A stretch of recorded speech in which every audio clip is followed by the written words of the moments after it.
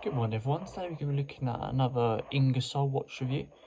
They're probably one of my favourite brands to review just because of their craftsmanship and the look of the watches in general. Even though not one's made it into my collection yet,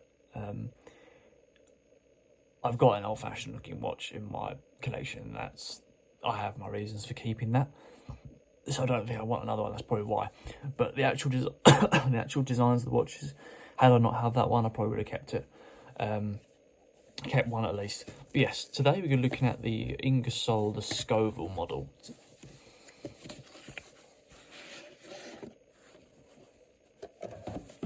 A nice traditional leather box.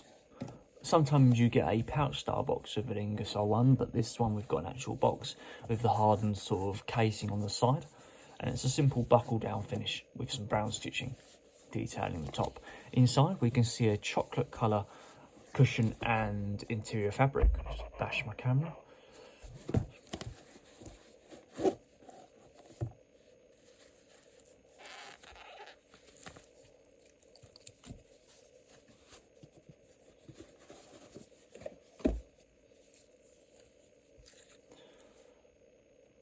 So here we go guys, this is the Ingersoll The Scovill 43mm. It's a 14.6mm case thickness, retails at £206 and probably weighs around about 250 grams. It is a very heavy watch.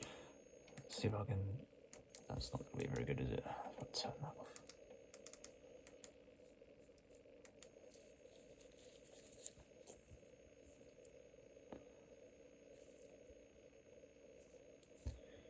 So you've got three different variants of that particular watch. You can have brown, you can have silver, or you can have like a full black. This one is the silver with the standard black dial, but you can have a black strap with a black casing, black dial, etc.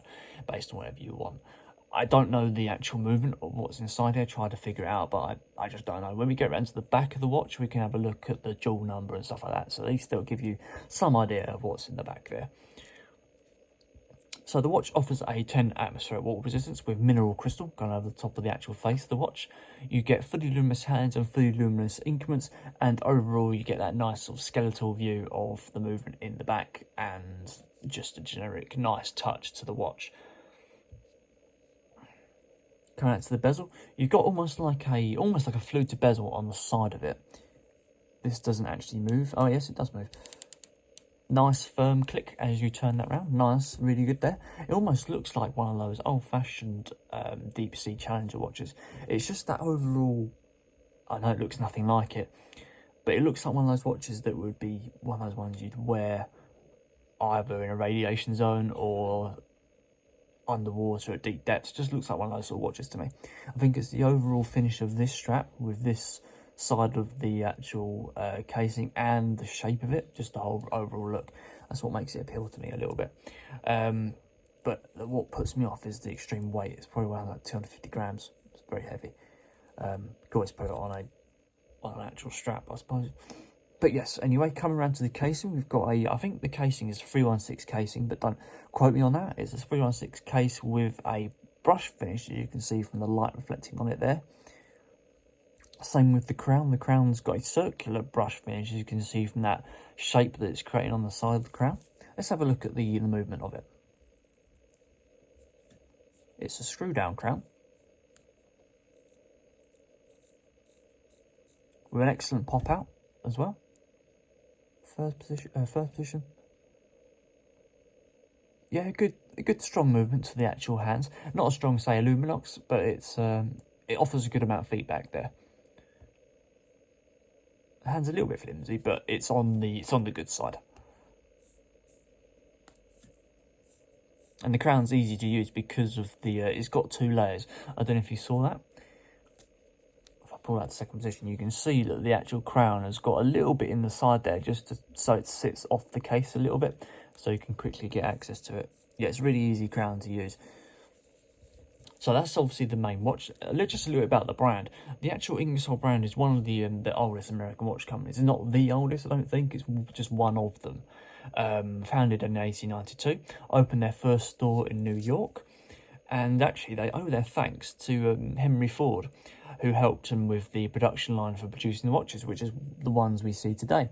Is why we can see them with such good quality. Let's take this little sticker off.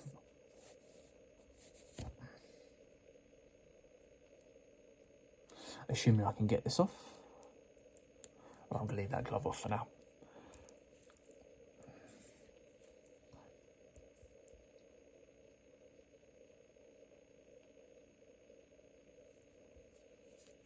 So come down to the strap.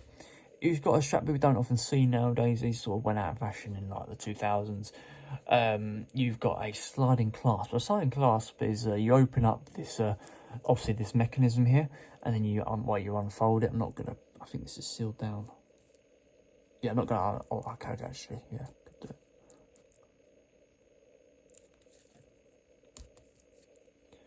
So yeah, so you got this little plate here. This lifts up. This little middle section here, this lifts up a little bit, and you can then slide this up and down, and then obviously this separate leg here will then slot on based on where you want it.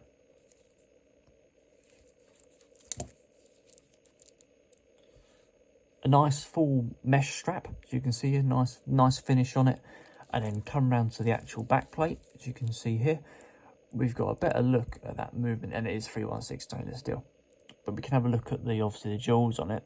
So it says 20 joules on there, which is a good thing to see. 20 joules. Nice transparent backplate on the back there. Really nice. So there we go, guys. That is the Ingersoll The Scovill 43mm.